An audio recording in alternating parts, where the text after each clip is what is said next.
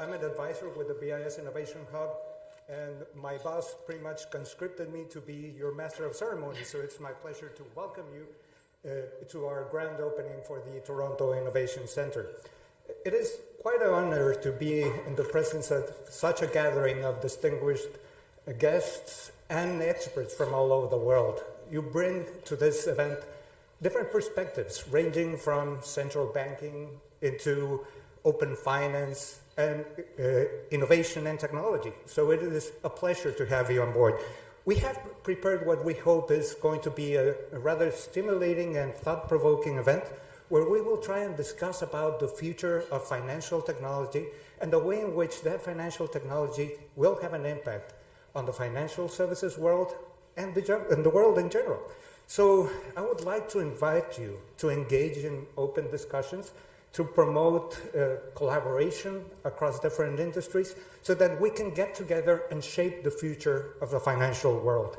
So without any further ado, I would like to kick off the event by inviting Ms. Cecilia Kingsley to the stage.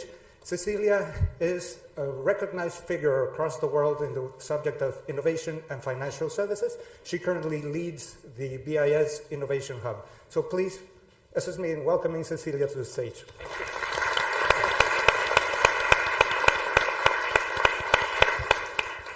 Thank you very much. Ladies and gentlemen, welcome to all of you who are in this room and those also joining us here online.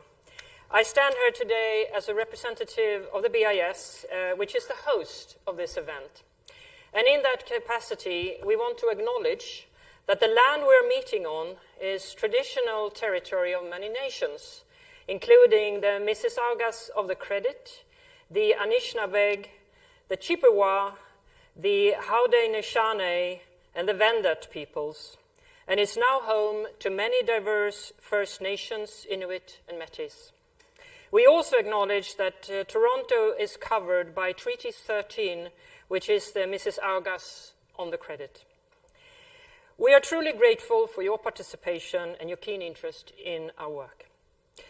The presence of so many of you, distinguished attendees, and the enthusiastic response that we have received to this opening is a testament to the Canadian ecosystem's strong interest in the forward-looking exploration that the Bank of International Settlements is proposing.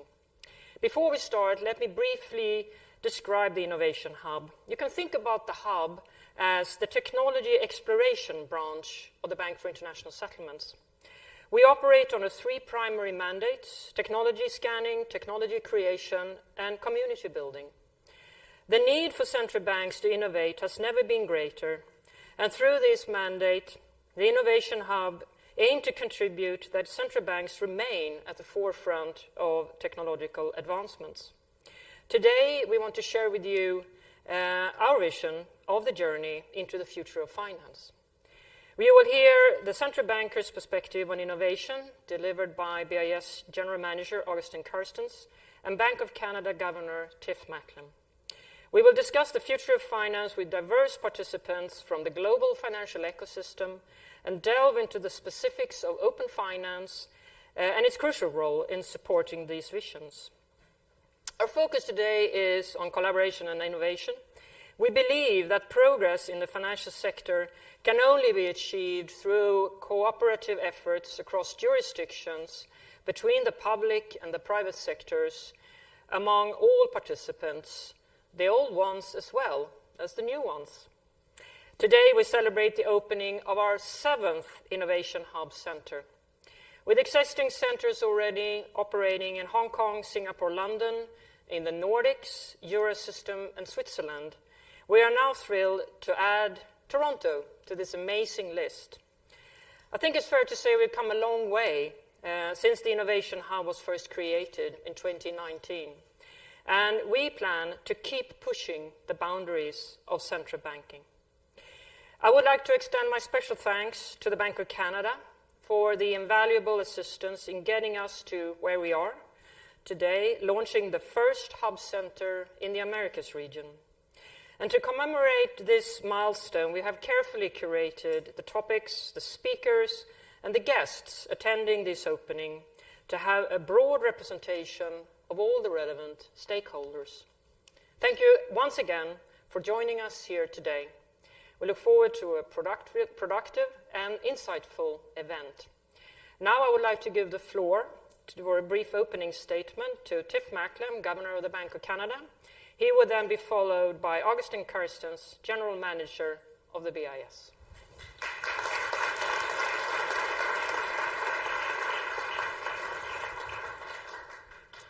Well, thank you, Cecilia, and what a pleasure it is to be here with so many distinguished guests and with you, Augustine, on this very exciting occasion. There has been a lot of anticipation at the Bank of Canada about the opening of the Toronto Innovation Hub, and that really reflects the fact that the work both Cecilia and Augustine have done to build this community of hubs around the world is critically important, and we are thrilled to be part of it. Fostering innovation has never been more crucial, and that's as true at central banks as it is for businesses. As the financial sector continues to evolve, we need to innovate in different areas and apply skills that aren't traditionally associated with central banking. The reason we want to do this is we want to ensure that Canadians share in the benefits of digital innovation in finance and avoid the pitfalls. That's why this hub and our partnership with the BIS is so important. We need business innovation so that we can be competitive in global markets. We also need it.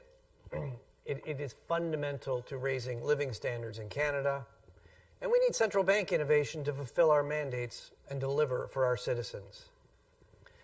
At the Bank of Canada, just like other central banks, there's nothing really new about innovation. We are constantly innovating in looking for new data sources, building new models, creating new analytic frameworks. We've long innovated in the design of our most visible product, our physical banknotes. We've moved from paper to a polymer substrate in Canada. We've added new security features. In many ways, banknotes is a high-tech material science business.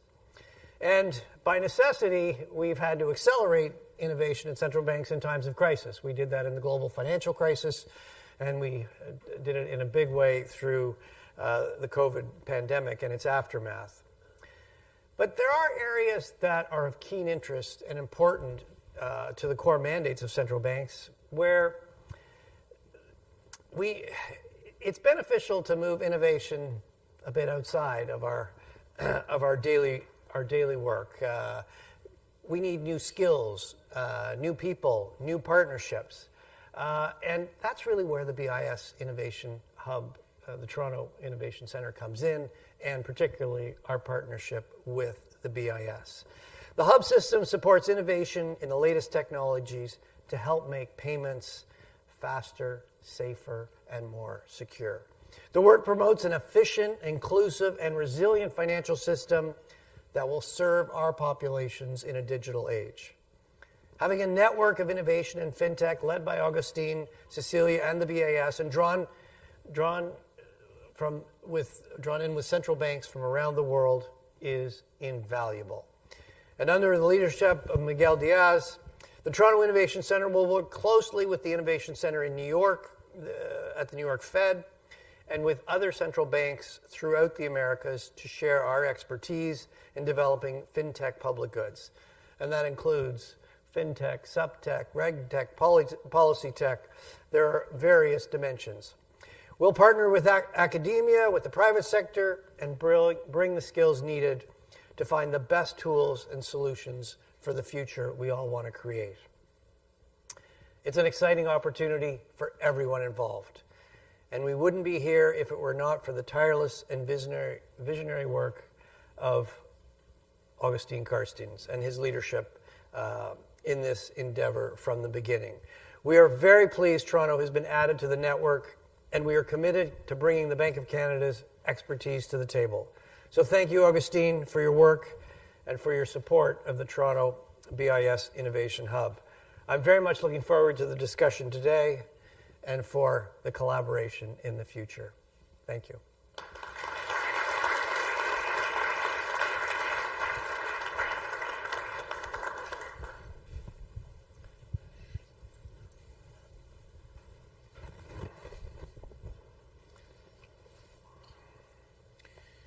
Well, good afternoon, everyone. Bonjour tout le monde. Let me start by thanking Tiff for his very kind words. We couldn't have developed this idea of a hub, of a BIS Innovation Hub, without the support of our board, without the support of governors, and definitely Bank of Canada has been a major supporter from the very beginning. Together with the Bundesbank, and here we have Joachim Nagel, we also have a partnership with him, and certainly Leseja in his different hats he wears at the BIS has been very, very supportive. And I see here many representatives of different central banks.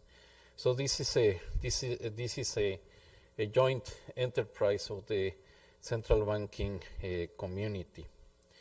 So, of course, I join Cecilia and Macklem welcoming all of you who have joined us here today to celebrate the opening of the BIS Toronto Innovation Centre.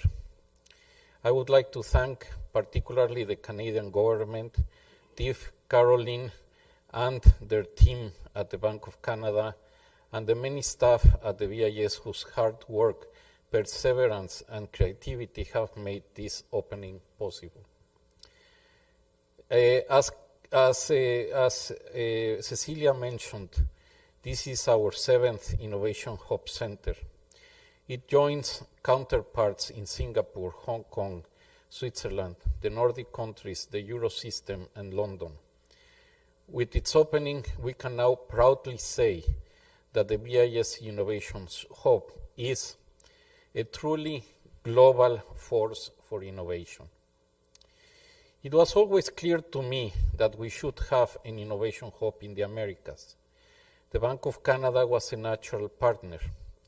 It has long been at the forefront of innovation.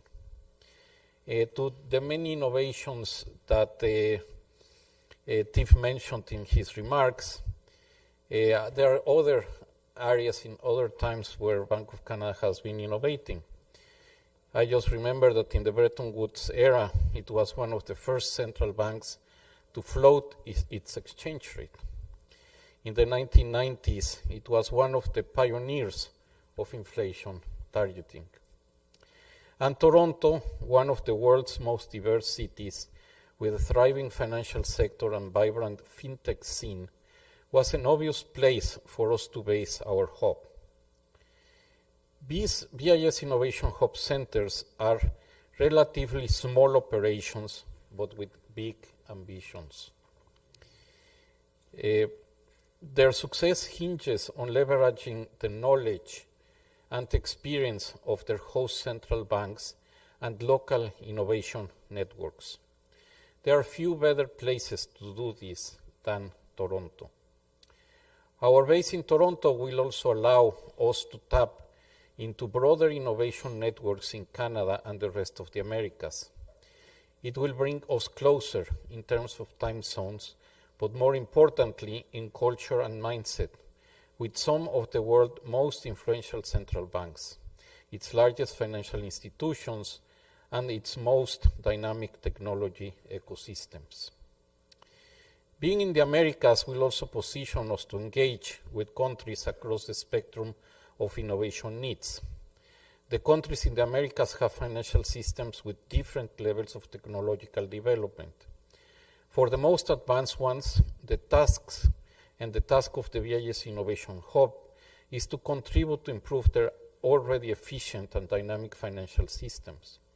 For the other countries that are lacking basic infrastructure or financial plumbing, we will support in developing the basic building blocks that are necessary for the new technologies to produce their maximum result. That is why we have launched Project FUSE, or Fully Scalable Settlement Engine, as one of the BIS Toronto Innovation Center's first initiatives. This project, run in conjunction with the Inter-American Development Bank, will provide flexible, scalable, and open-source building blocks to enable the development of next-generation payment systems and financial market infrastructures. It will position even countries with rudimentary payment infrastructures to leapfrog to the front of the pack. I have spoken at length about what the BIS Innovation Hub will gain from having a base in Canada. But let me assure you that this is not a one-way street. The BIS Toronto Innovation Centre will help Canada and the Americas more broadly connect with some of the world's most innovative central banks and some of its most dynamic financial and technological centers. Perhaps more importantly, the insights that we gain from a base in the Americas will strengthen the BIS Innovation Hub's mission to develop technological public goods to support central banks and improve the functioning of the entire global financial system. And that is something that everyone will benefit from. The BIS Innovation Hub is a collaborative enterprise. BIS Innovation Hub do not operate as silos, each pursuing its own narrow agenda. They all play their part, forming a coherent whole. Each center work program is structured around 6 core teams, which are common to the entire Innovation Hub. Because they work together, the combination is greater than the sum of its parts. Our hub centers are able to address common challenges for multiple perspectives. For example, Project Nexus from our Singapore center, Project Enbridge and from our Hong Kong center, and Project Agora, a collaboration between our Swiss center and the New York Federal Reserve Bank's Innovation Center,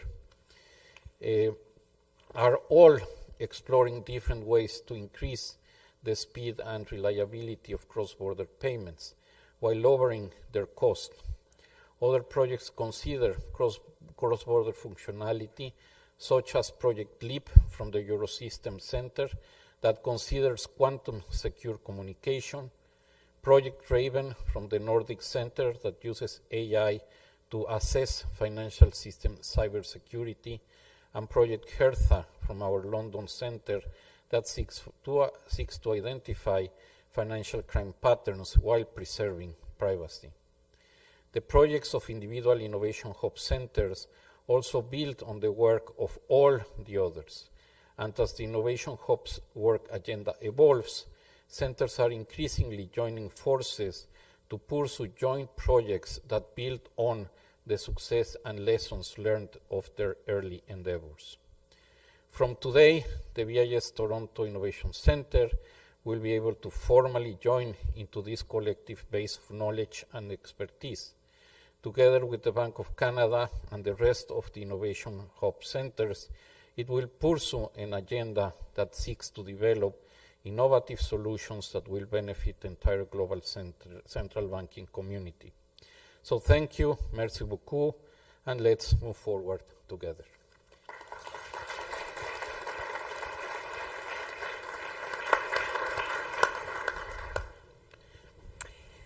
Thank you very much. Two very thoughtful, inspiring introductions from Governor Macklem and from General Manager Carstens. In the next 15-20 minutes, we're going to have a conversation around these topics that you have laid out and unpack some of the machineries and the visions and the struggles, perhaps also, that is within this field. And let me start by going into the very core of the objective of the Innovation Hub and what we try to achieve. So, starting with what we see around us, there is a fast-moving world, as you know. The digital economy is moving. It has great effects of our societies. And it opens a lot of appetite for new kinds of services. But it also pressures the way central banks need to operate and how society really understand what central banking is about and what financial services need to be about and how they operate in a safe and efficient way for the general good of the public. When it comes to a central bank, the interesting thing with a central bank is that its most valuable asset is something that does not sit on its balance sheet. And the thing that I'm thinking about is trust. So we are operating in the most, I would say, important area of trust society can offer, making sure that money works for people to make transactions. But as society change and preferences change, the way money work and operate also needs to change with it. So we need to innovate, but when you do that, there are certain risks with innovating. There is possibility that mistakes are happening. So we need to make sure that trust is kept at all times, but we do not want to make mistakes. But if we don't move, we can also find ourselves in a situation that society moves on without the role of central banks sitting at the core and the heart of the fiat money system. So let's start there. Let's start to talk about the sort of the essence of moving forward without mistakes. And then turning to you, Augustin, first. The Innovation Hub is now more than 4 years old. Can you share with us some of what we've learned from this experience, setting it up and operate it? Well, I would say that the first lesson I have gotten out of 4 years of experience is that the BIS Innovation Center was a very, I would say, innovative idea. It was a very wild idea for, I would say, the standards of the BIS. But the collective wisdom of the BIS and its board, I think it paid off. I think the BIS Innovation Hub is a bet that the BIS is making in joining forces among central banks to develop technology that would be very useful for the whole central bank community and for the financial system globally. And I think it has really worked. The first time I presented the idea to the board, they authorized me 5 FTEs in Basel. Now we have over 100 people working in the hub in 7 locations in just 4 years. So, I mean, I don't expect that this growth will continue at this accelerated pace. Again, of this first round, we are concluding this stage with Toronto. We need to consolidate the model. But it really, I think, has paid off the vision. The vision is the financial system is like a very fine, very delicate mechanism that needs to work to the perfection precisely to preserve the trust. But there are many different margins at which things can go wrong. From, people, societies' appetite or preferences of which instruments of payments to use, to how should we regulate financial systems, how do we deal with threats like cybersecurity, how do we deal with AML CFT, how do we use new technologies to take better decisions in central banking, all can contribute for this extremely fine machinery to work perfect at all times. Usually trust is associated with the fact that we need to keep prices down and to preserve the value of the currency. And definitely that's the more important. But all what is around central banking are also important. If you have an institution that is very good at preserving inflation low, but you don't have the certainty that the medium of payment that you will be taken or will preserve its value, then things do not match. So we have to look into all these dimensions.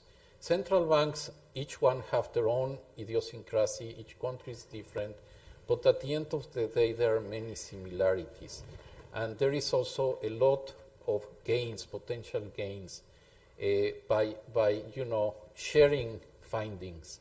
And I think in that respect, the BIS is very good. It has been very good in different aspects. Now we're doing this in the field of innovation. And well, I feel that it was the appropriate bet to be taken by the board and by the institution. And, and also as we make progress and as we reach out to other players like academia, like the industry, like the private financial system, the more we see the potential of all this. So I've spoken too much, I can speak more, but I will.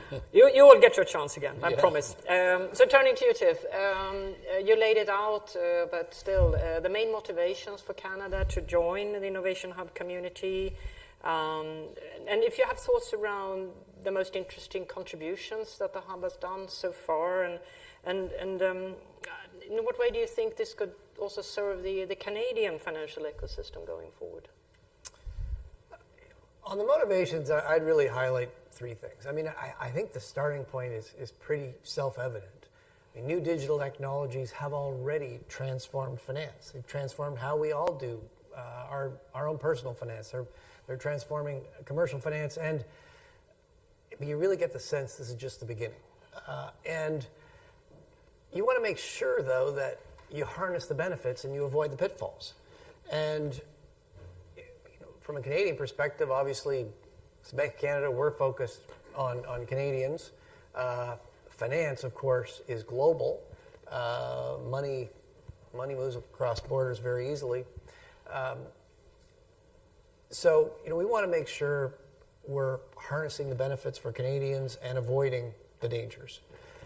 We want to make sure that we're making real progress as this system evolves. So then, the second part of the vision, though, is, okay, well, why do you need a central bank involved in this? I mean, the reality is the private sector is doing a very good job in reinventing the financial system.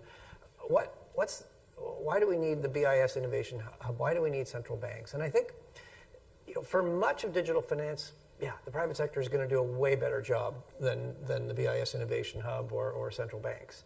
But there are some parts that are really more, they're public goods. They're kind of core infrastructure. They're deep backbone. They're the deeper layer that the private sector doesn't really have much incentive to invest in. It's hard for them to extract the value. They're going to be much better at designing products, figuring out new business models, how to innovate, how to serve people better.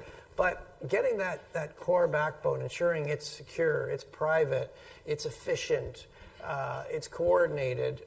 I do think there is a role for a public institution like the BIS in conjunction with central banks. And then the third part that's really important is, come back to where I started, there are huge dangers with these technologies.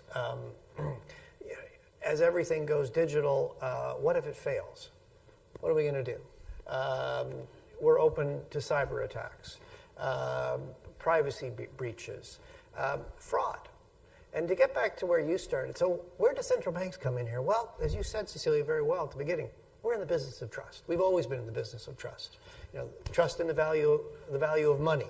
Our physical banknotes. If I give you a $20 Canadian banknote, I want to make sure that, we both want you to be able to accept that without any concerns about counterfeiting. If it's counterfeited, you're going to go use it, and it's not, you're going to be holding the bag. You're going to lose the money.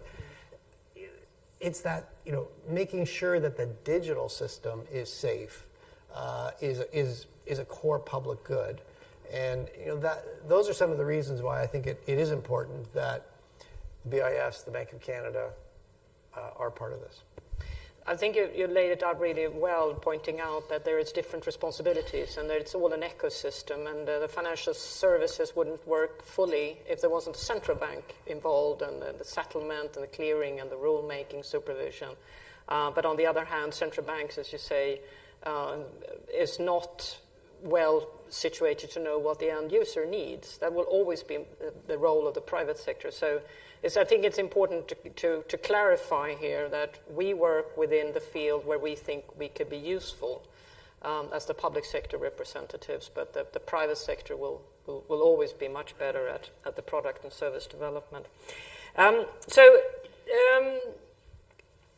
going back to you, Augustin, one thing is to secure what we have and make sure that people stay in the fiat money system and well served by the current services. But you can also be more ambitious, and you are.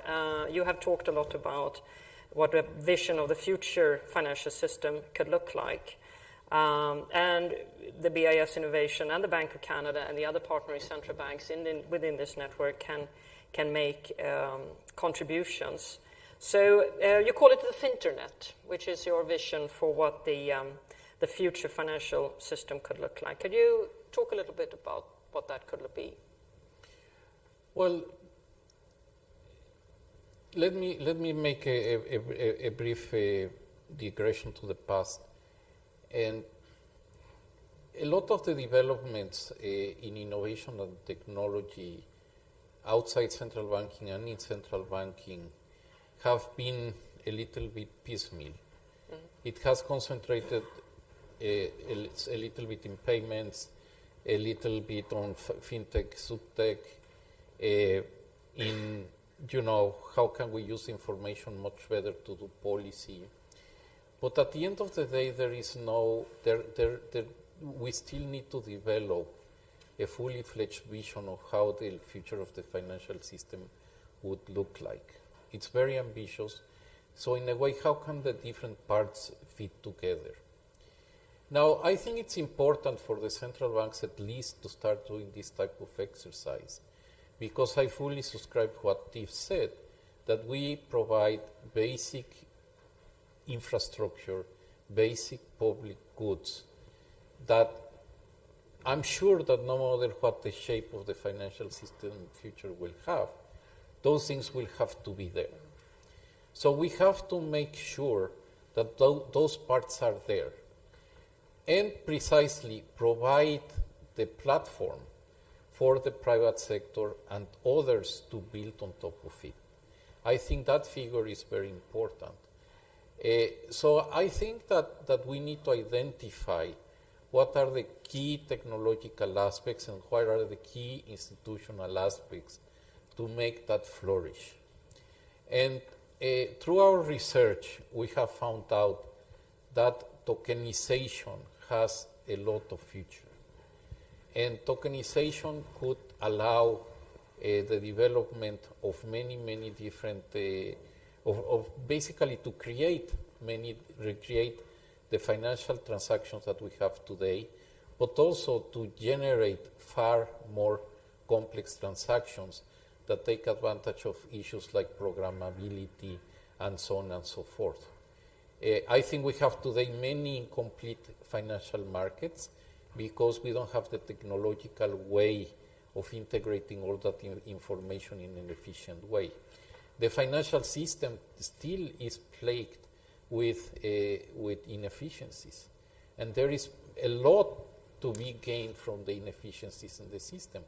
Now, what is beautiful is that the technology is there.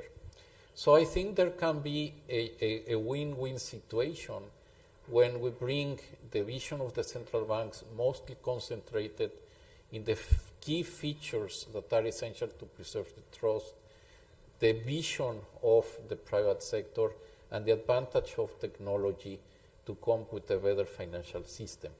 Now, you can say, well, let's 1,000 flowers bloom and see what comes out of it.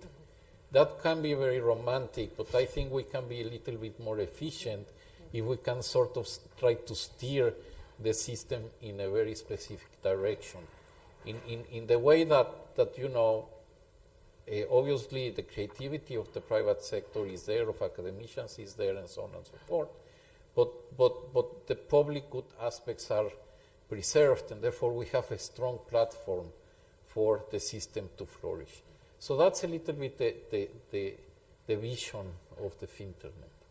And to make sure that, this was not just a pipe dream of an economist sitting in Basel without having other better things to do, I shared my view with Nandan Nilekani, which is a real technological wizard, somebody who really is a doer. And I said, Nandan, how can you put this into practice? And he said, I can do it in 3 months. Now, it was a little bit longer, but I think it was very good to put our minds together and realize that, yes, this could be done in the future. So we have put together both technological insights and institutional insights. He's done a tremendous job together with his team putting India's financial system really on digital feet. It's really inspiring to go and have a look there. Tiff, you heard Augustin Karsten's vision for the international, the global world. Can you see similar moves? What would be your vision for the Canadian ecosystem going forward? Well, I think we share a common vision. As we've articulated, the private sector is going to be in the lead here, but there is a core public good. I mean, finance, think of the core things that finance do. Facilitate payments, liquidity and maturity transformation, insurance. These are core functions that build your economy. And as things go digital, there's tremendous opportunities for new services, for existing services to be faster, cheaper, more accessible, but also for entirely new services, entirely new business models. And I think our vision is we want to make sure that the core of that system is reliable, is operating in the best interest of our citizens. So I think we have a common vision.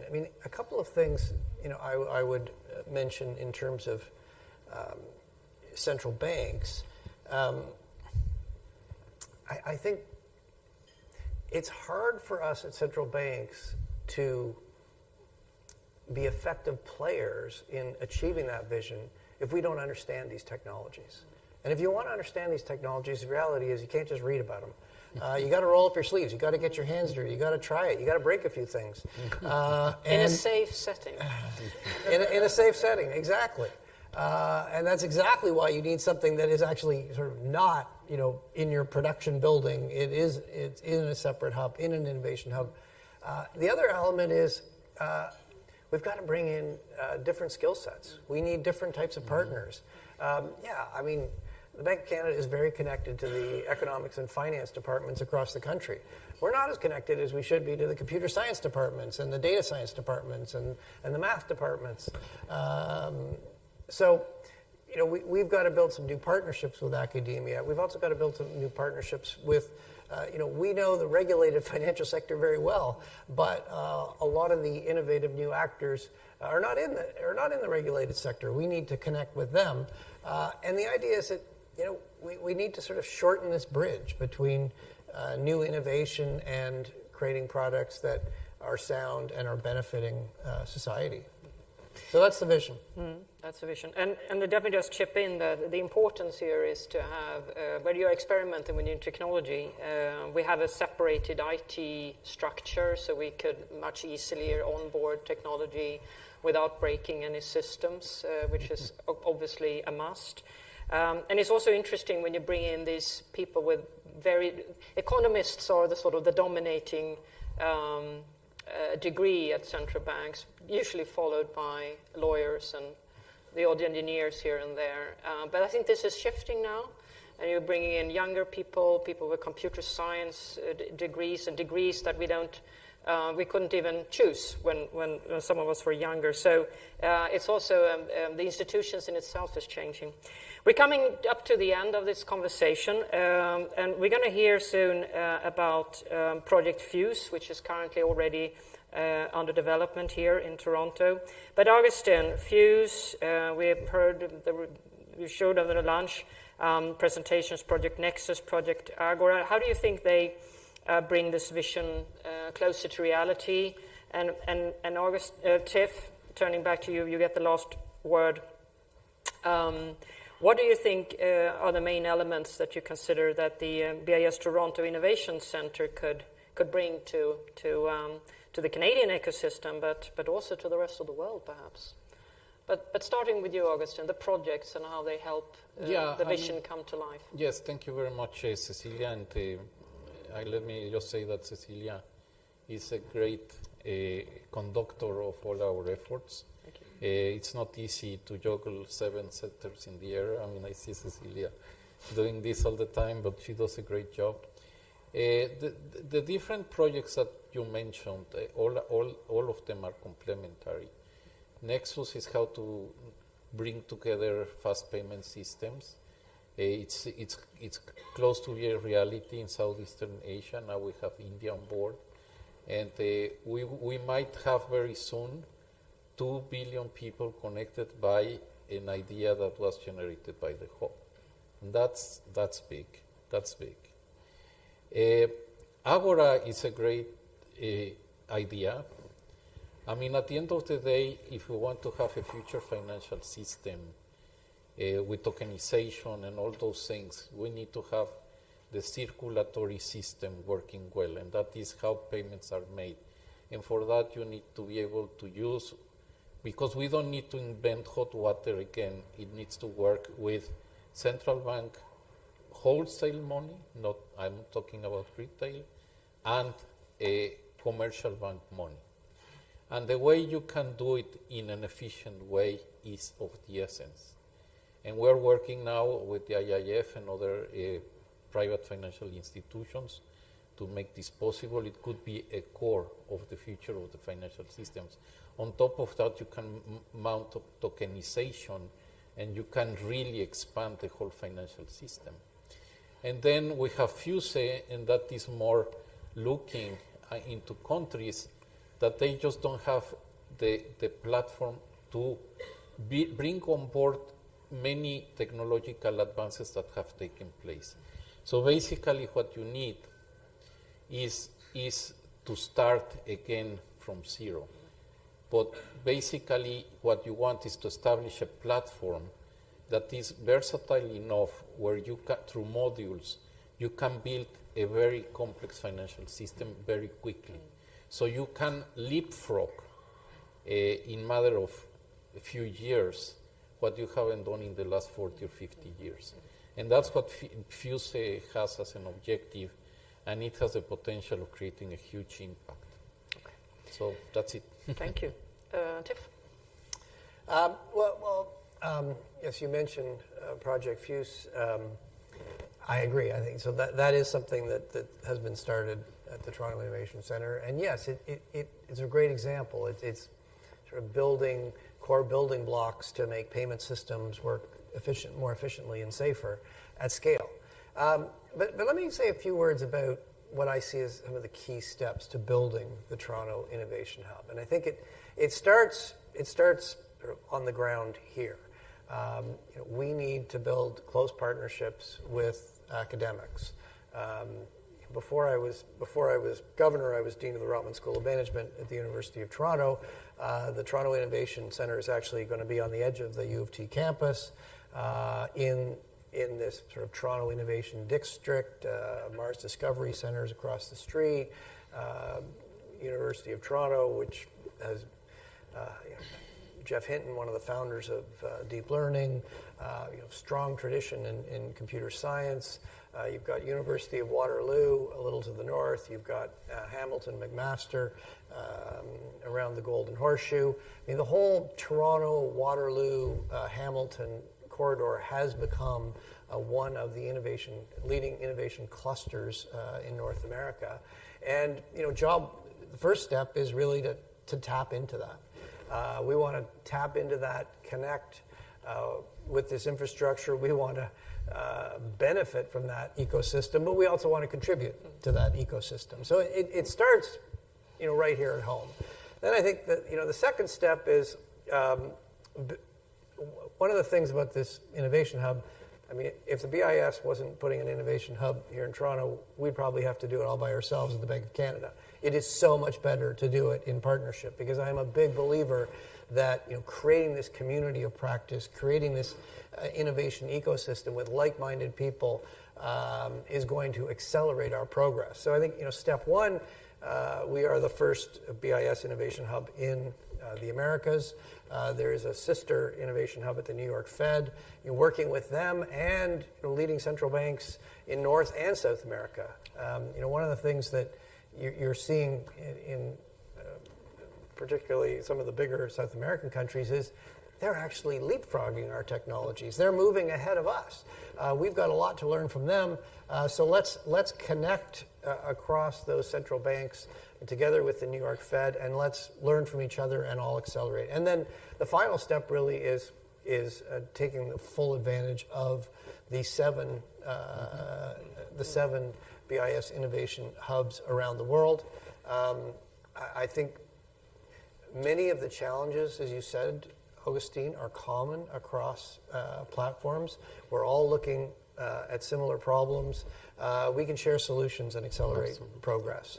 So I think we're off to a very good start, and I'm looking forward to coming back here and reporting how much progress we've made. Absolutely. Welcome aboard. Thank you very much both. Let's now turn to the Toronto Innovation Centre itself.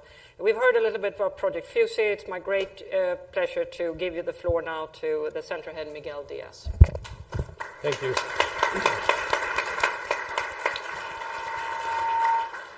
Thank you, Cecilia. And thank you to everyone in this room for being here. This represents a lot for us in terms of the support and the interest that you have in the opening of the center, but not just that, but on the task that we have in front of us.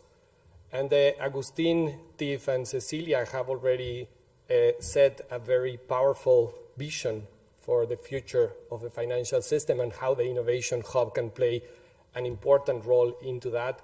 And now it is my turn to share with you what we can do from Toronto. And by we, I mean we. And I'll try to explain a little bit what I mean by that. Before diving into the details, let me just recap some of the elements on why this is very important and crucial to provide these tangible solutions for society as soon as possible. And first, let's start with an obvious fact, which is the digital economy is basically touching all of our lives in every aspect of our lives. And it is very important to participate in the digital economy because in the near future, it might be the case that if you don't participate in the digital economy, you don't participate in the economy at all. And this implies that we need to include everyone around. And in order to get there, we need people to have access to digital financial services and to be able to settle transactions on the digital realm with electronic means. The only problem that we have here is that this is like the tip of an iceberg. So every nice digital product that we see implies just this little tip with all the complexity and all the infrastructures that you have to build below that. And this is something that no one sees, but without that, nothing else works. And the financial services are the perfect example of that. So we have people that want immediate payments, automatic payments, and so on. But this implies to build actually important and very significant infrastructures below that in the form of financial market infrastructures mainly. And the problem we have now is that these financial market infrastructures were built for another world. And this will not withstand the pressures that are brought by the new demands in the digital economy. On top of this, these infrastructures are complex. These are giant monsters with many, many moving technological parts to them, and each one of these parts is moving very fast, so keeping up to speed on only one institution or only one jurisdiction becomes a very complicated task. And this is why it is very important to start thinking on this collaborative endeavor. But not all is lost. We can design digital solutions that can be replicated on different jurisdictions, so we can create these modular architectures that Agustin mentioned, and we can create core solutions that are useful for many jurisdictions with simple tweaking in terms of just the outside connections to the particular environments that we need to serve. This type of work, together with the exploration, is what the Innovation Hub does better. And we basically have, so we aim to create digital public goods that can be replicated across jurisdictions, on which private-public partnership is very important and probably essential. And these public goods can take the form of horizon scanning, in which we can create this information on new technologies that can be useful for different jurisdictions. It can also take the shape of code that we can share with the different organizations and jurisdictions that are trying to implement these things in reality. And we can create spaces for collaboration, which is also fundamental. The BIS Toronto Innovation Center is just one of 7 engines driving tangible solutions to common problems. And it will bring to the table this America's flavor, trying to identify what are the needs on the jurisdictions on this time zone. The Innovation Hub, as was mentioned, has 6 big themes, and the Toronto Innovation Center will focus on 3 of them.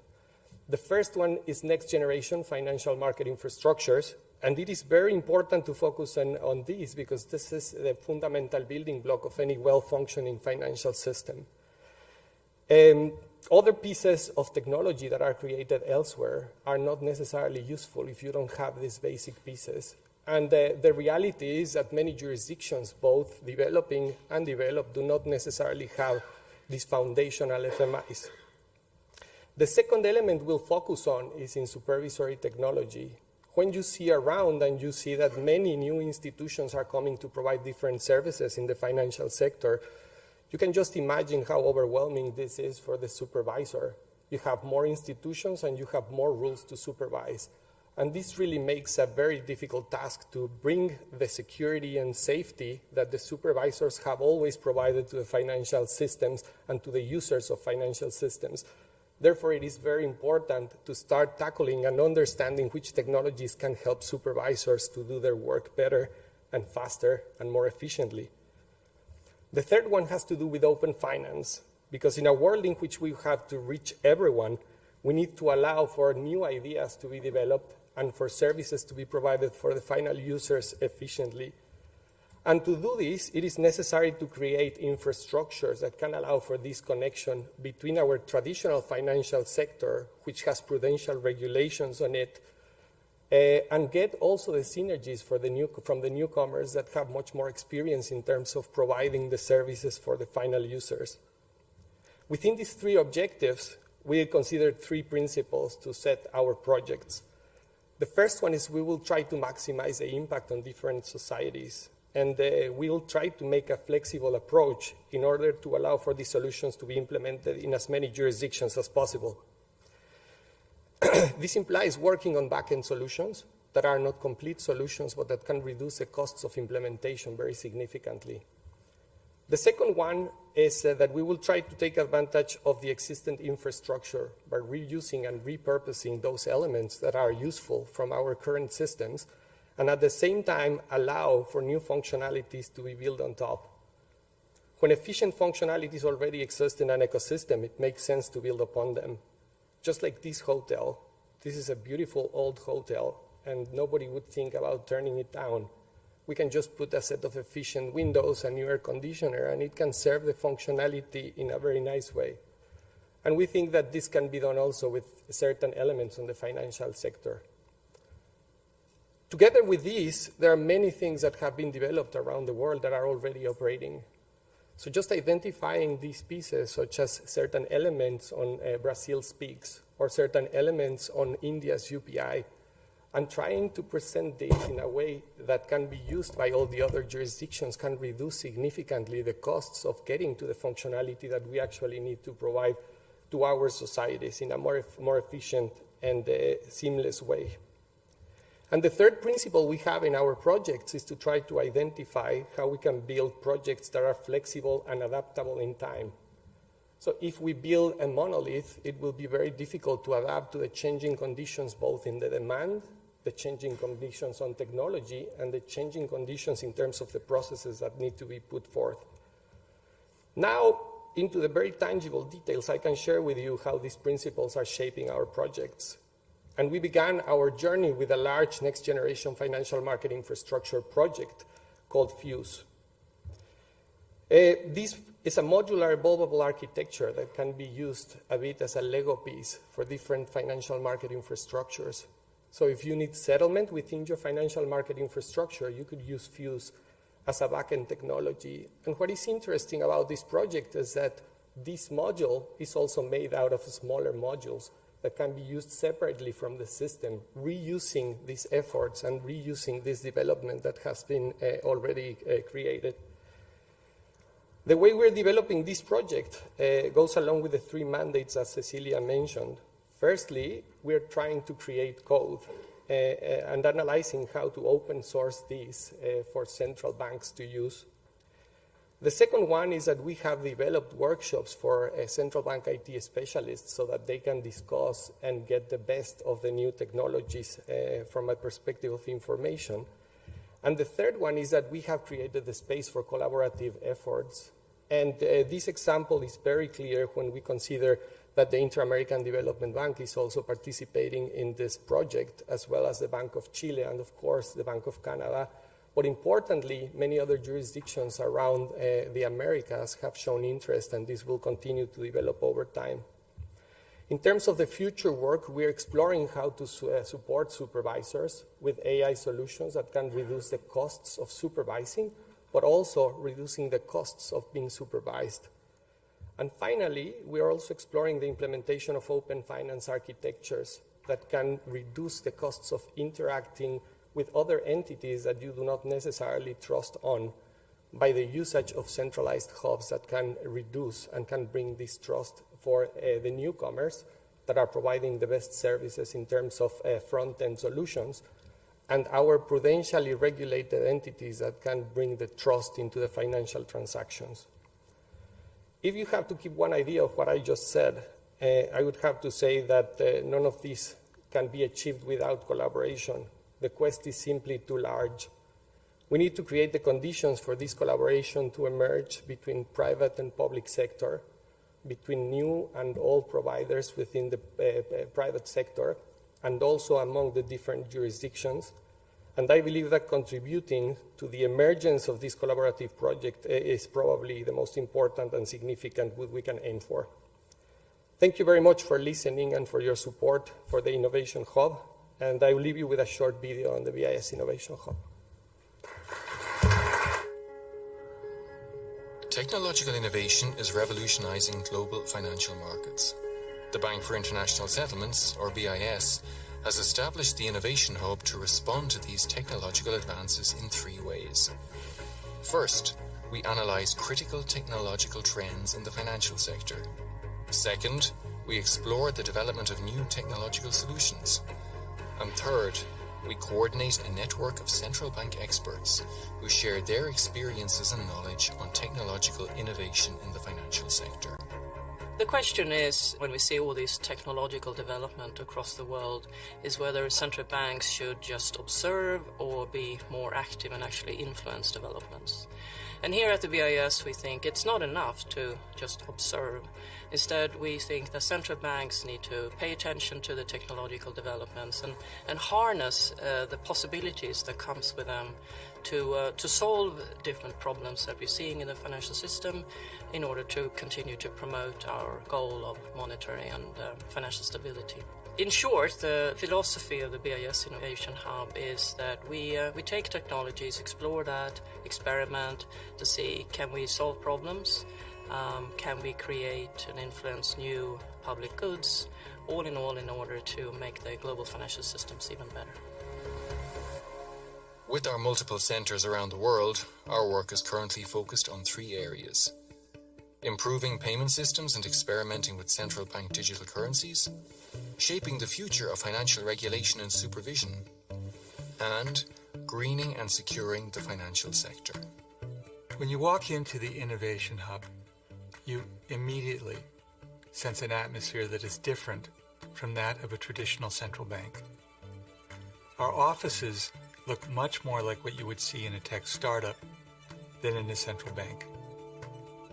And it's not just the way we look, but the way we work. We use innovative, agile work methodologies that are typical in the technology industry.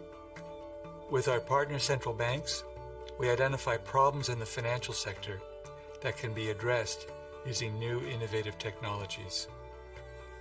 Using design thinking, we develop technological solutions to these problems. And with agile project management techniques, we iterate often, fail fast, and learn quickly. And finally, collaboration is part of our DNA. Our activities include not only practical experiments to develop proof of concepts or prototypes, but we also host events and initiatives in which we bring the central banking community and the private sector together, such as our flagship conference, the Innovation Summit, and the G20 Tech Sprint, a global hackathon that we organise in collaboration with the G20 presidency. At the Innovation Hub, we are proud to foster international collaboration and promote innovative financial technologies. We are still only at the beginning of an exciting journey, and it's my great pleasure to invite you all to this ride.